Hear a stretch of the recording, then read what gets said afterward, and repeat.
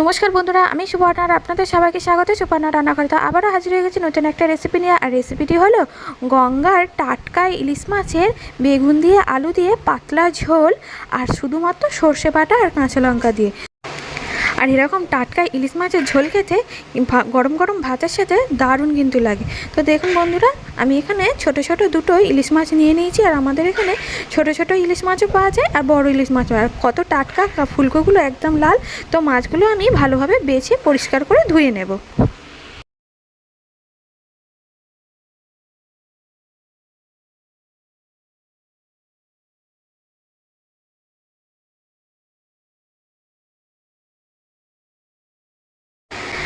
আর মাছটা দেখুন বন্ধুরা কতটা টাটকা, রক্তটা একদম কিন্তু লাল টকটক করছে। আর এরকম টাটকা ইলিশ মাছ খেতে কিন্তু দারুণ লাগে।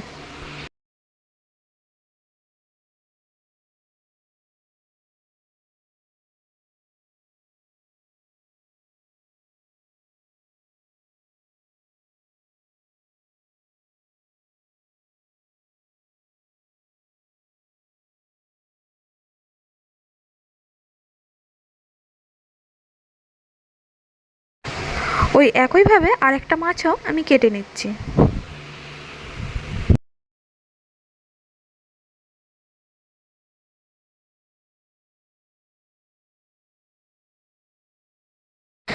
আর দেখুন বন্ধুরা মাছগুলো কত টাটকা। আর মাছগুলো কিন্তু আমি মোটা মোটা করেই পিস করে কেটে নিয়েছি, একদম পাতলা পাতলা করে কিন্তু কাটিনি। আর মাছগুলোর মধ্যে আমি ভালোভাবে ধুয়ে নুন হলুদ মাখিয়ে নিচ্ছি।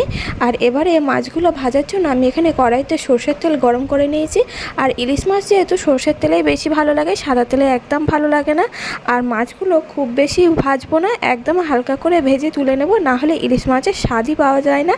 তো মাছগুলো ভেজে তুলে নিয়েছি। তারপরে ওই মাছ ভাজার তেলের মধ্যেই দিয়ে দিচ্ছি মোটা মোটা করে কাটা আলু। তো আলুগুলো এবার আমি লাল লাল করে ভেজে নেব। তো দেখুন বন্ধুরা আলুগুলো লাল লাল করে ভাজা হয়ে গেছে। তো একটু আলুগুলো যেহেতু মোটা করে ভাজা, তাই অল্প একটু জল দিয়ে আলুটা আবারও ভালোভাবে সেদ্ধ করে নেব। তো আলুতে জল দিয়ে দিয়েছি, এবার আমি দিয়ে দিচ্ছি ওপর থেকে অল্প একটুখানি হলুদ গুঁড়ো। আর বন্ধুরা ইলিশ মাছের পাতলা ঝোলই খেতে ভালো লাগে, খুব বেশি গাঢ় গাঢ় ঝোল খেতে কিন্তু ভালো লাগে না। আর তার মধ্যে দিয়ে দিলাম পরিমাণ মতো নুন, যাতে আলুর মধ্যেও নুনটা বেশ ভালোভাবে ঢুকে যায়। তো এবারে ঢাকা দিয়ে আমি ঢেকে রেখে দেবো। আর কিছুক্ষণ পরে দেখে নেব আলুটা সেদ্ধ হয়েছে কিনা। তো মাছ ভাজাগুলোও সব একেবারে আমি দেখিয়ে দিলাম। আর আলুটা ভালোভাবে সেদ্ধ হয়ে গেছে। তো এবার আমি দিয়ে দিচ্ছি কেটে রাখা বেগুন।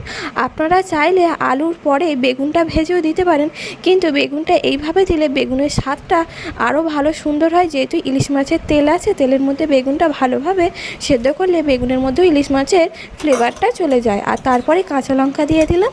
আর কিছুক্ষণ পরে বেগুনটা অল্প একটু সেদ্ধ হতেই তারপরে আমি দিয়ে দিলাম ইলিশ মাছগুলো।